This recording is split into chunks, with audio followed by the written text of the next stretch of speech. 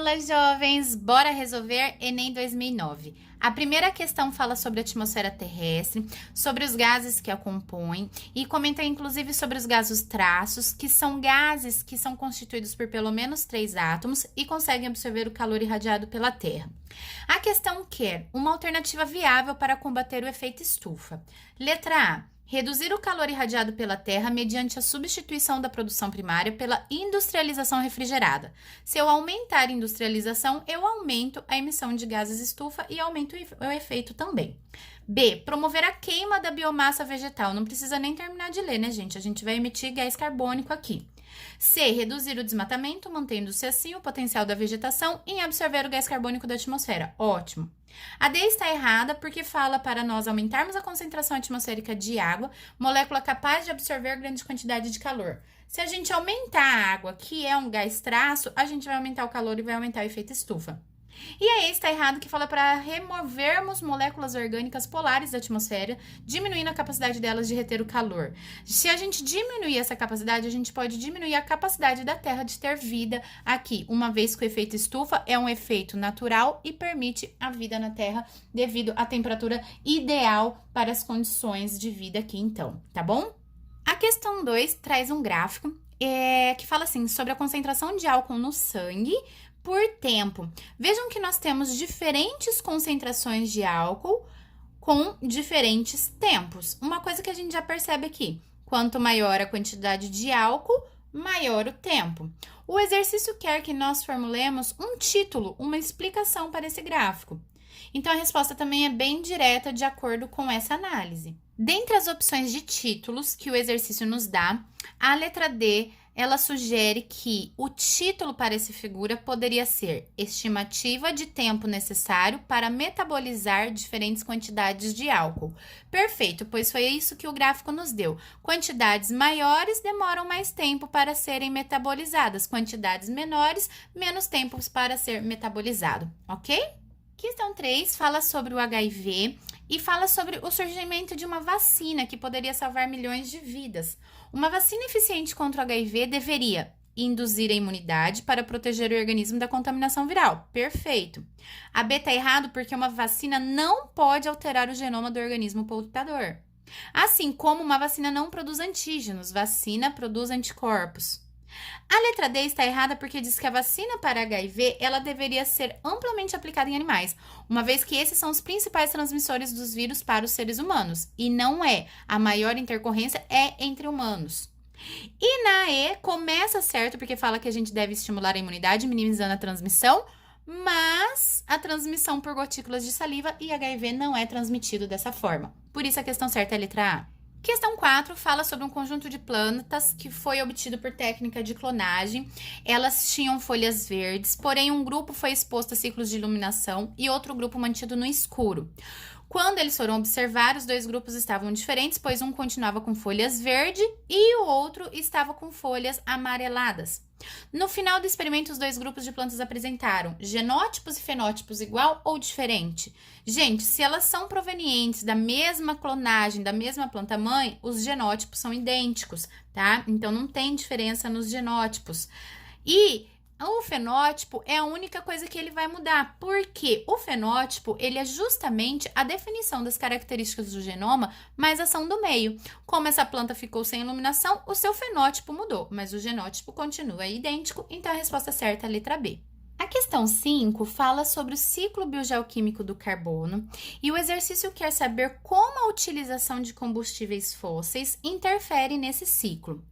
A letra A e a letra E estão erradas porque fala que utilizando os combustíveis fósseis, nós interferimos na porcentagem total de carbono contido na Terra ou armazenado no oceano. O que a gente tem que imaginar? Esses combustíveis fósseis na forma de petróleo, no oceano ou na Terra como um todo, quando eles são utilizados como combustíveis e a gente queima, por exemplo, nós emitimos gases como o gás carbônico que aumenta a quantidade de carbono na atmosfera, certo? Mas a atmosfera, assim como a litosfera, a hidrosfera, faz parte da Terra. E é por essa razão que a A e a E estão erradas. A questão certa é a letra D, fala que a gente aumenta a quantidade de carbono presente na atmosfera. E a B e a C estão erradas porque fala que interfere nas taxas de fotossíntese ou produção de carboidrato e não acontece essa interferência direta pelo uso de combustíveis fósseis. Questão 6 fala sobre a produção de insulina, utilizando-se a tecnologia do DNA recombinante, e ele quer saber o que a produção de insulina por essa técnica tem como consequência. Quando a gente utiliza essa técnica, nós melhoramos o aperfeiçoamento do processo de extração de insulina a partir de pâncreas suíno? Não. Nós fazemos a seleção de micro-organismos resistentes a antibióticos? Não. Nós não estamos trabalhando aqui com resistência a medicamento. E não estamos trabalhando propriamente com essa bactéria Escherichia coli. Nós estamos utilizando apenas o genoma dela para produzir a proteína que a gente quer. Nós estamos fazendo com que haja um aumento no progresso da técnica de síntese química de hormônios? Não, gente, essa técnica, ela já teve um progresso, até porque nós conhecemos essa técnica, que é uma das mais evoluídas que tem no mercado. Então, não é fazendo isso aqui que nós estamos melhorando o progresso na técnica. Qual é a consequência direta de utilizar essa técnica? Ter um impacto favorável na saúde de indivíduos diabéticos, porque antes eles dependiam da insulina obtida a partir de pâncreas de animais abatidos. Agora nós conseguimos produzir isso aqui em laboratório, super rápido, super fácil. E essa técnica aqui não tem como objetivo a criação de animais transgênicos e é por isso que a letra E também está errada. Questão 7, fala sobre energia limpa, renovável, a ideia de construir uma usina hidrelétrica em regiões que abrangem diversas quedas d'água, em rios cercados por mata. E ele quer de nós, entre os possíveis impactos da instalação de uma usina hidrelétrica nessa região, inclui-se a poluição da água por metais da usina. Usina hidrelétrica não utiliza os metais pesados, tá? Então, descarta. Destruição do habitat de animais terrestres, perfeito. Aumento expressivo na liberação de gás carbônico para a atmosfera. Gente, o expressivo tá errado, tá? Quando nós represamos uma área, essa área inunda. Então, vai ter um monte de ser vivo que vai morrer e a gente vai ter uma alta decomposição ali e vai ter, então, emissão de gases, principalmente gás carbônico e metano também. Mas não é um aumento ou uma quantidade expressiva a ponto da gente falar, nossa, essa fonte de energia, ela não é limpa, tá? Ela não é 100% limpa. Eu já vi isso numa questão de Enem, tá? Então, vocês têm que lembrar, ela é 100% limpa? Não, porque há esse processo de decomposição dos seres que morreram na região represada. Mas é pouco expressiva, ela polui, mas é bem menos do que as outras fontes, tá? O consumo dessa água é não renovável? Não. Essa água vai cair, vai passar pela turbina e vai voltar para o rio.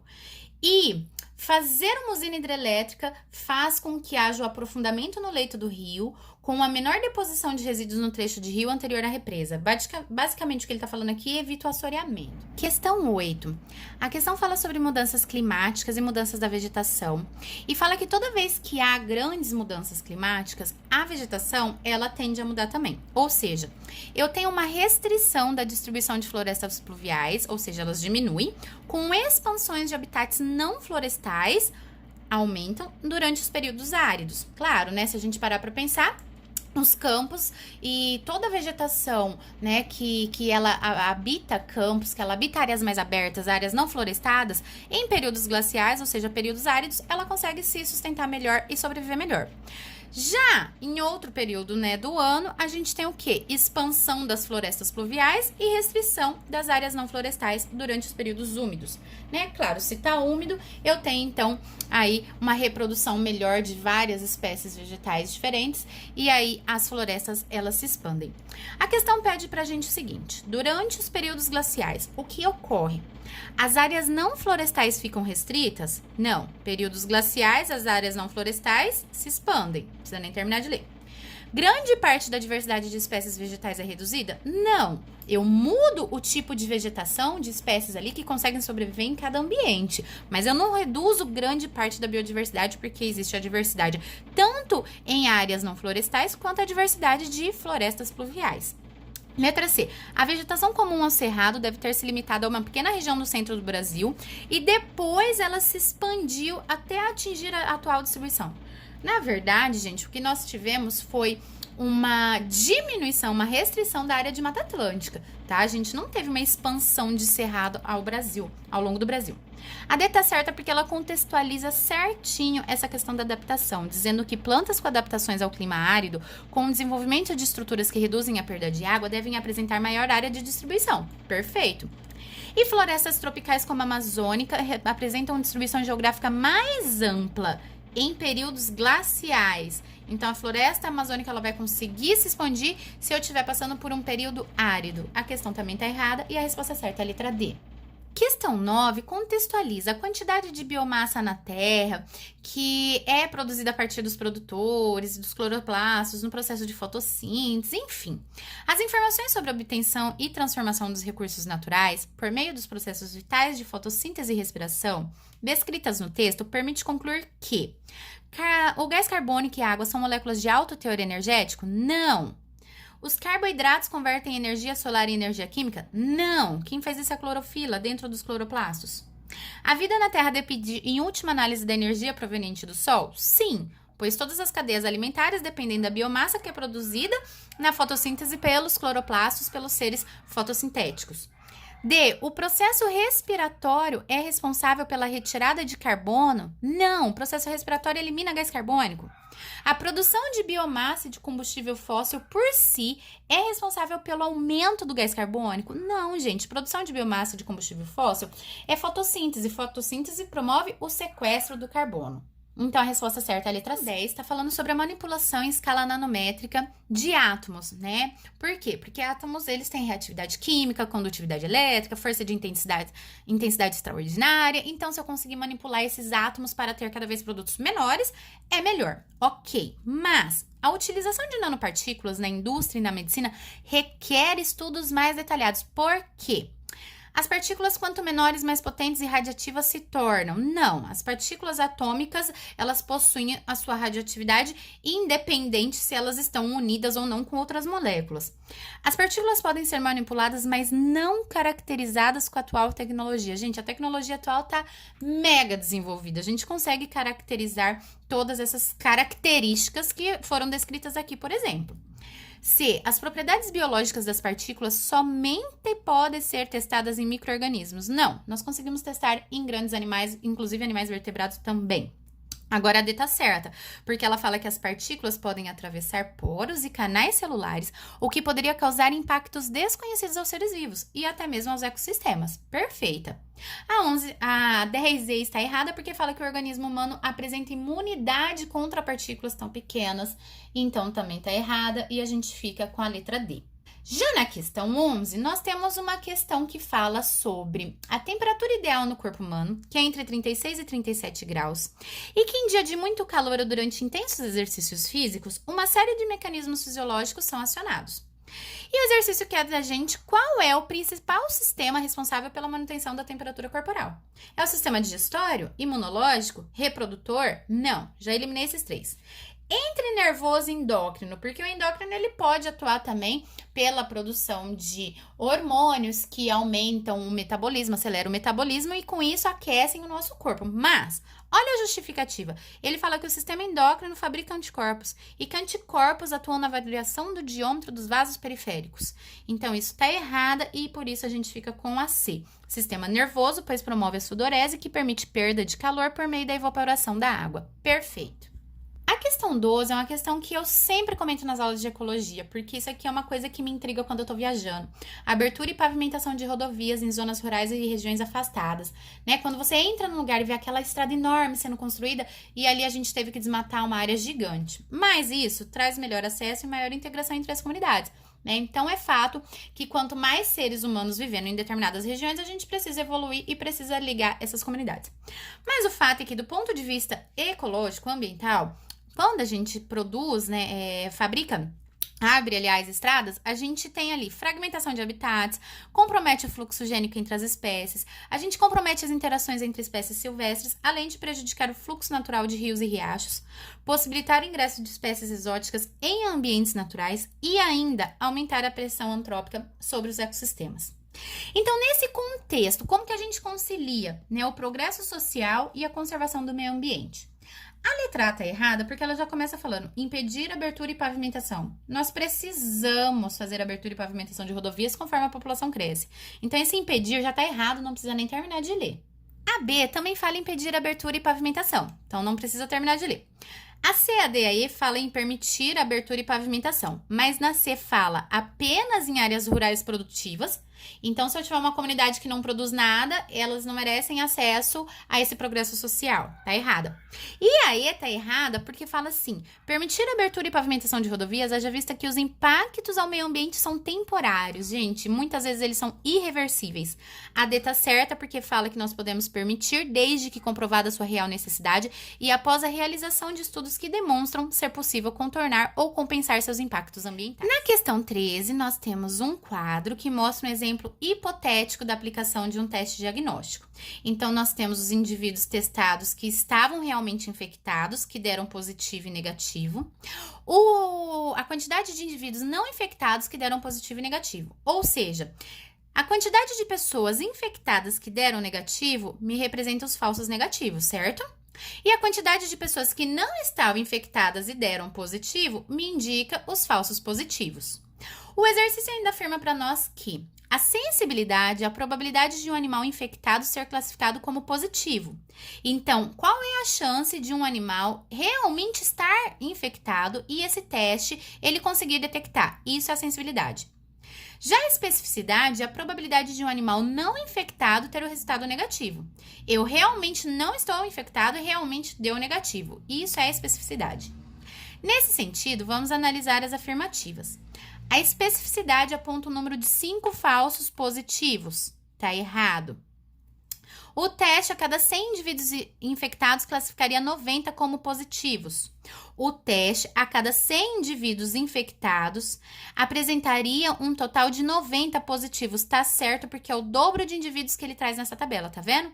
Aqui, a cada 50 indivíduos infectados, eu tenho 45 positivos. Ele propõe pra gente que a cada 100 eu tenha 90. Então, tá certinho, tá condizendo com os dados. Na C, fala que o teste classificaria 96 como positivos em cada 100 indivíduos não infectados. Se a gente olhar aqui, a cada 950, né, ou seja, quase 1.000, nós temos uma quantidade aproximadamente de 38 não infectados.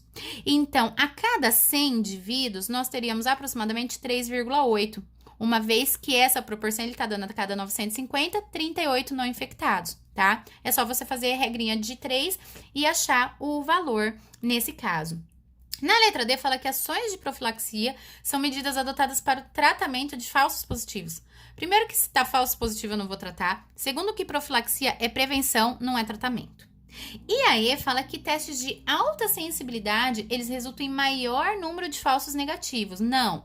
Alta sensibilidade tem que me dar menor número de falsos negativos. Tá? Então, era uma questão que você tinha que fazer com bastante paciência, né? Leitura, vai rabiscando, tá? E sempre analisem as tabelas dessa forma, rabiscando, preenchendo, desenhando, para vocês eliminarem cada questão errada e chegarem na resposta certa. E aqui, nesse caso, então, a resposta certa é a letra B. A questão 14 fala sobre ciclos de vida. Eu adoro essa questão, porque eu sempre utilizo nas aulas de reprodução para explicar esse esqueminha que é bem didático. Ele quer qual seria o ciclo de vida dos seres humanos. Aí a gente vai eliminando. Seres humanos não têm esporos, certo? Seres humanos, organismo adulto, ele é um indivíduo diploide. Seus gametas possuem um número haploide de cromossomos. Então, eles são N comparado com o organismo adulto. Se aqui eu sou 2N, eu preciso de uma meiose para que os gametas se transformem em N, tá? E aí, é só você lembrar dos processos de gametogênese que são os exemplos clássicos de mitose e meiose. Então, aqui, obviamente, na produção de gametas, a gente teria uma meiose, tá? Por isso que eu já elimino essas duas questões. E aí, entre a C e a D, vejam que aqui eu tenho gametas e após a fecundação, o meu zigoto continua N, ou seja, ele continua haploide. Então, também tá errado, porque o meu zigoto, o meu embrião, ele tem que ser 2N, para depois ele fazer sucessivas mitoses e gerar um organismo adulto, resultando, então, nesse ciclo de vida. Letra C. A questão 15 fala sobre a iontoforese. Qual que é a ideia da iontoforese? Nós colocarmos eletrodos na região em que há dor, eu induzir uma corrente elétrica, essa corrente elétrica com uma solução que é colocada sobre a pele, ela promove, então, a entrada do medicamento no meu órgão-alvo, Sendo assim, eu não preciso tomar um medicamento via oral, por exemplo, para dor aqui na mão, tá? Se eu tivesse com uma tendinite, por exemplo. Então, com essa ideia, vamos analisar a imagem que ele traz na próxima página e analisar as afirmativas. Veja só que o exercício, ele ilustra para nós duas técnicas que dão certo, tá? Com essa iontoforese. Uma é a partir da eletrorrepulsão. Se os medicamentos que eu estiver usando tiverem moléculas que sejam positivas ou negativas, então elas serão repelidas e atraídas, né, pelos postos opostos, então, fazendo com que haja um fluxo de medicamento ali. Já quando a molécula ela é neutra, a gente tem ali uma passagem de medicamento a partir da eletroosmose. Por quê? Porque essa molécula ela entra na pele junto com o fluxo de solvente fisiológico que se forma entre os eletrodos. Então, mesmo que a minha molécula do medicamento tenha carga neutra ou que ela seja positiva ou negativa, eu tenho a passagem desse medicamento ali gerando um fluxo somente no meu órgão-alvo, tá? Neste sentido, a iontoforese, o uso da iontoforese, provoca ferimento na pele do paciente? Não, eu estou promovendo uma passagem de cargas elétricas que permite a entrada da molécula do medicamento. Aumenta o risco de estresse no paciente por causa do choque da corrente elétrica? Não, gente, isso aqui é muito fraquinho. Inibe o mecanismo de ação dos medicamentos no tecido-alvo? Não, eu quero o contrário, eu quero que o medicamento atue somente no tecido-alvo. Diminui o efeito colateral dos medicamentos se comparados com aqueles que a ingestão se faz por via oral? Perfeito, porque eu posso ter comprometimento de estômago, rins, outros órgãos afetados quando eu tomo um medicamento e às vezes ele nem ir lá no meu tecido-alvo e tirar a dor e resolver aquele problema. E aí ela está errada porque deve ser eficaz para medicamentos constituídos de moléculas polares e ineficaz se essas forem apolares. Está errado porque mesmo quando elas são neutras, elas entram na pele pelo fluxo de solvente, tá? Então, por essa razão, a gente fica com a questão letra D. Já a questão 16 está falando sobre resíduos sólidos. Tá contextualizando aqui com a ideia das pilhas e baterias que têm elementos tóxicos, né, como metais como o cádmio, chumbo, mercúrio, e acabam poluindo a terra, entrando no lençol freático e sendo bioacumulados pelos seres vivos. Uma medida que poderia contribuir para acabar definitivamente com o problema da poluição ambiental por metais pesados seria deixar de consumir. Lembra que eu falei para vocês, não podemos impedir, deixar de consumir, a gente tem que evitar, diminuir, né, pensar em medidas sustentáveis. Usar apenas pilhas ou baterias recarregáveis? Gente, se eu usar algo recarregável, eu vou ter outro problema. Eu vou ter o problema de gastar mais energia elétrica, então não vou resolver ambientalmente todas as esferas. A ceia delas estão muito parecidas, porque elas falam assim, ó, devolver pilhas e baterias após o esgotamento da energia armazenada à rede de assistência, e eles devolvem aos fabricantes ou importadores. E a D fala criar na cidade, especialmente naquelas com mais de 100 mil habitantes, pontos estratégicos de coleta de baterias e pilhas para posterior repasse a fabricantes e importadores. Então vejam que elas estão muito parecidas. Só que se a gente devolver ao importador, não vai resolver o problema de diminuir esse uso e jogar fora. Mesmo que as indústrias elas reutilizem parte desses materiais, gente, esses materiais serão estocados e eles serão acondicionados então em lixos específicos, mas estarão lá. Então uma ideia legal seria exigir que fabricantes invistam em pesquisa para a substituição desses metais tóxicos por substâncias menos nocivas ao homem e ao ambiente e que não sejam bioacumulativas. Perfeito. A questão 17 fala sobre uma pesquisadora que deseja reflorestar uma área de mata ciliar quase totalmente desmatada. E aí a questão contextualiza que a mata ciliar ela é comum em margens de rios de cerrado, que no seu clímax possui vegetação arbórea perene, apresenta dossel fechado, ou seja, fica tudo fechado lá, o que dá pouca incidência luminosa no solo e nas plântulas. Para testar unicamente os efeitos da variação de luz nessa área que ela quer reflorestar, ela pegou 10 plantas e colocou essas plantas sob 4 condições de luminosidade. Uma sobre sol pleno, outra 30% de sombreamento, a 50% de sombreamento e 90% de sombreamento. Quando a gente olha essa tabela, nós temos o resultado desse teste que ela fez e o exercício quer que a gente escolha qual destas 10 espécies ou quais dessas espécies nós vamos escolher para o reflorestamento da região desmatada. Aí é uma coisa, gente, se a área está desmatada, ela tem que aguentar o sol pleno. Por mais que quando estiver no clímax, eu tenho o dossel fechado e tenho pouca incidência luminosa e ali embaixo não tenho quase plantas que resistam a sol pleno, eu tenho que pensar que a mata ela está desmatada, não tem mata, então não tem o do céu fechado. Então eu tenho que resistir nesse primeiro momento ao sol pleno. E é por essa razão que a gente já elimina o 1, o 6, o 7, o 8, o 9 e o 10, porque são espécies que nesse primeiro momento não resistem ao sol pleno. Dessas espécies aqui, qualquer uma eu poderia selecionar, porque depois eu já tenho quantidades de sombreamento razoáveis ou toleráveis para que a minha comunidade ela se torne clímax de novo. Analisando as alternativas, a A traz pra gente a espécie 8, já elimina. A C fala, nossa, uso de espécies exóticas, vou reflorestar com espécie exótica, perfeito. A D está, gente, vou voltar. Por que eu não vou escolher espécie exótica? Porque a espécie exótica, ela pode não ter predador, ela pode virar praga, tá? Então não se esqueçam disso. Por isso que eu jamais vou reflorestar algo com uma espécie exótica, e é por isso que eu dei risada. Aqui ele traz a 4 e a 7 tá dentro que a gente excluiu. Na E tá 4, 6, 7, 9, 10, então a gente também excluiu a letra B. Recomenda-se a utilização de espécies pioneiras, isto é, aquelas que suportam alta incidência de luz, como as espécies 2, 3 e 5. A questão 18 tá falando sobre sustentabilidade e conceito. É uma questão direta. Sustentabilidade explica-se pela incapacidade de se manter uma atividade econômica, incompatibilidade entre crescimento econômico e preservação da natureza, interação de todas as dimensões do bem-estar humano sem a preocupação com a conservação da natureza. Gente, sustentabilidade é aquele tripé que eu já falei várias vezes para vocês. Lembra? O tripé da economia, da sociedade e do ambiente. Eu sempre tenho que pensar nessas esferas. E é por isso que a letra D tá certa. A necessidade de se satisfazer as demandas atuais, colocadas pelo desenvolvimento, sem comprometer a capacidade das gerações futuras atenderem suas próprias necessidades nos campos econômico, social e ambiental.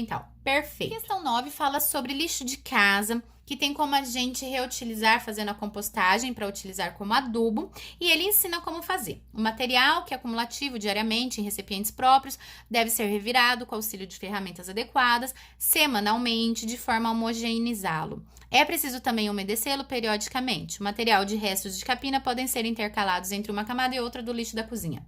Por meio desse método, a sua compostagem gerará um adubo orgânico em aproximadamente 2 a 3 meses. Utilizando essas informações, imagina que uma pessoa está fazendo uma compostagem, faz tudo certinho, exceto no que se refere ao umedecimento periódico do composto. Nessa situação, se a gente está fazendo uma compostagem e não umedece, por que vai dar errado? Isso vai gerar intenso mau cheiro? Não. Porque a gente nem vai ter decomposição ali. Eu vou ter um material pobre em matéria orgânica? Não, a matéria orgânica tá toda ali. Só que essa matéria orgânica não está decomposta. Porque se eu não tenho água, eu não tenho vírus, ó, foi mal. Eu não tenho bactérias, eu não tenho fungos, eu não tenho seres decompositores ali vivos dependendo desse recurso. Então, a falta de água no composto vai impedir que micro-organismos decomponham a matéria orgânica. E é por essa razão que a resposta certa é a letra C. A questão 20, ela também tá bem direta. Fala dos ratinhos peromíscos polionotos e ele compara em diferentes áreas da América do Norte a cor da pelagem desses ratos com a cor do solo. Embora a imagem esteja ruim, gente, é notável, né, que tem ratinhos mais escuros e ratinhos mais claros. Então, é isso que o exercício está trazendo para nós. E, coincidentemente, né, ou não, por uma questão evolutiva, que é essa questão que eles querem que a gente pense, esses ratos mais escuros estão presentes em solos mais escuros, os ratos mais claros presentes em solos mais claros. O exercício quer saber da gente qual é o mecanismo evolutivo envolvido nesta associação. Gente, respostas diretas também. Mecanismo evolutivo. É a alimentação que altera a cor da pelagem? O fluxo gênico que está mantendo constante a grande diversidade? Não está constante. A seleção natural, que nesse caso poderia ser entendida como a sobrevivência diferenciada de indivíduos com características distintas? Perfeito. Mutação genética, que é promovida onde o solo é mais escuro. Então, onde o solo é mais escuro, tem maior ocorrência de mutação genética. Oi? Ou herança de caracteres adquiridos, como diria o nosso querido Lamarck.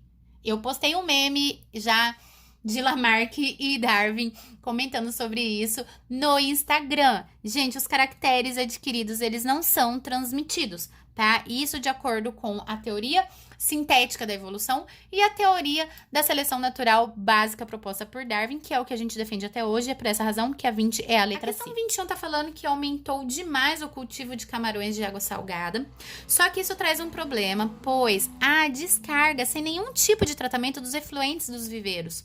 E essa água onde os camarões são tratados, ela é muito rica em amônia, nitrito, nitrato, fosfatos, partículas de sólidos em suspensão. Então, imagine que uma fazenda de carnicicultura, ela cultive os camarões e ela pega essa água e joga ali próximo ao manguezal. Entre as perturbações ambientais causadas pela fazenda, espera-se que a atividade microbiana se torna responsável pela reciclagem do fósforo orgânico. As bactérias e os fungos, então, eles têm que se virar e despoluir essa região. Gente, não existe isso. Eu tenho excesso de nutrientes. Esse excesso de nutrientes, eles geram alterações de fatores físico-químicas, mas essas condições são pouco críticas à vida do mar? Lógico que não, a gente tem perturbações ali, vidas microscópicas que serão perdidas e, consequentemente, toda uma cadeia alimentar alterada. Letra C, fala que a amônia excedente, ela tem que ser convertida em nitrito pelo processo de nitrificação e depois em nitrato. Primeiro que isso aqui, ele acontece em solo, em áreas que a gente tem muitas bactérias, participantes do ciclo do nitrogênio, mas vamos supor que mesmo ali a gente tem essas bactérias. Gente, eu vou ficar com solo rico em nitrato. Isso vai adiantar alguma coisa? Esse excesso de nitrato, ele também pode ser prejudicial à vida microscópica ali. A letra D fala que os efluentes promovem o crescimento excessivo de plantas aquáticas devido à alta diversidade de espécies vegetais permanentes no manguezal. Gente, no manguezal, as espécies elas são totalmente adaptadas àquela condição. A diversidade é baixa e qualquer perturbação pode alterar e pode extinguir essas espécies. A letra E tá certa, porque é a única que contextualiza de uma forma bacana e coerente, né, o que esse excesso de nutrientes pode causar. Ele pode causar o impedimento da penetração de luz pelas partículas em suspensão, e isso vir a comprometer a produtividade primária do ambiente marinho, que resulta da atividade metabólica do fitoplâncton. Perfeito, tá? Alteração em todas as esferas aí dos seres que dependem desse ambiente. E para finalizar essa questão, eu adoro. Uma vítima de acidente de carro foi encontrada carbonizada devido a uma explosão. Aí os peritos acharam os pais, precisa comparar o DNA dessa moça com os pais. Nós temos DNA nos cromossomos sexuais, o DNA mitocondrial. E nós temos também, eu não grifei aqui, no DNA autossômico.